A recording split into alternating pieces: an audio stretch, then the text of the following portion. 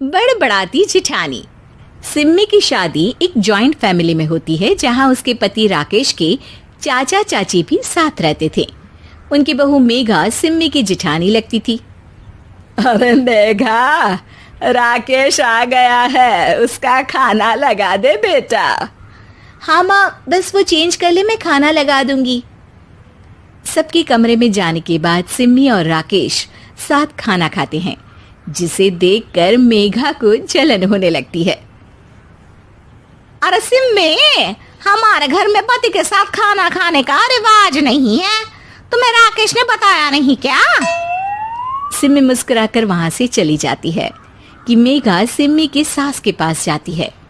अरे चाची जी, राकेश भैया तो सीधे हैं, कछु नहीं बोलते, कछु नहीं समझते, लेकिन आप तो सयानी है ना।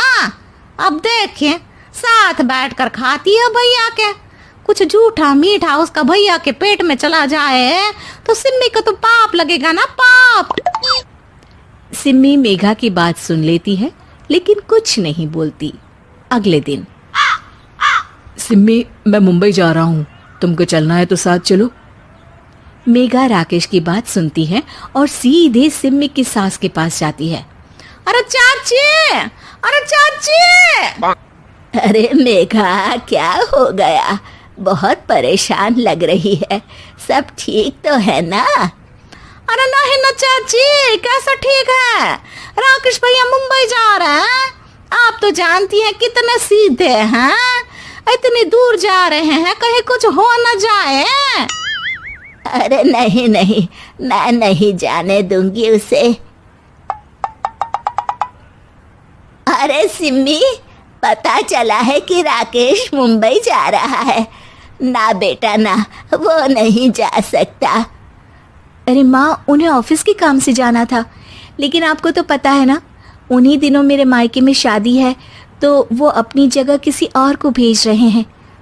अच्छा अच्छा, तो फिर ठीक है।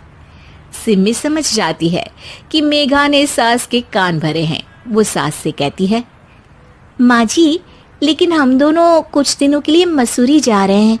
आप तो जानती हैं कि शादी के बाद हम कहीं नहीं गए। अच्छा अच्छा, ठीक है, जाओ घुमाओ। सास वहां से चली जाती है। सिम्मी अपने कमरे में कपड़े पैक कर रही होती है कि तभी मेघा आ जाती है।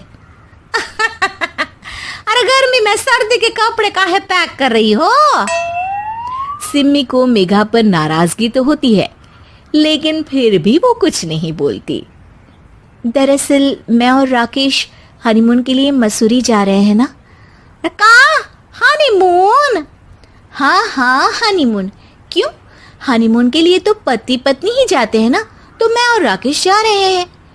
मेघा भागकर सिम्मी की सास के पास जाती है। अरे चाची, सच में तुम लोगों जितना सीधा परिवार तो मैंने देखा ही नहीं है। अरे अकेले भेजोगे दोनों को? मैं और सुरेश तो कभी अकेले नहीं गए। हाँ भाई, हम तो परिवार में ही अच्छे, बड़ों के बीच, ऊपर से खर्चे है भगवान।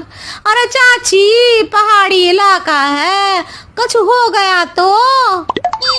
सास सीधे सिम्मी को बुलाती है, लेकिन सिम्मी तो वहीं सास के कमरे के बाहर ही खड़ी थी। बस मेघा दीदी, आपसे यही उम्मीद थी। अरे बड़ी हूँ, घर के कायदे कानून तो मैं ही बताऊंगी ना। अरे तो अपने घर में रखिए ना सारे कायदे कानून। आपकी सास खुद खाना बनाती है, क्योंकि आप यहाँ आकर मेरी सास के कान भरती हैं। आपका पति हमेशा खुद खाना लेकर खाते हैं, क्योंकि आप मेरे घर में ये देखने के लिए बैठी रहती हैं कि मैंने और राकेश ने साथ खाना खाया तो खाया कैसे। मेघा दीदी, आप अपने घर और घर वालों का ख्याल रखिए।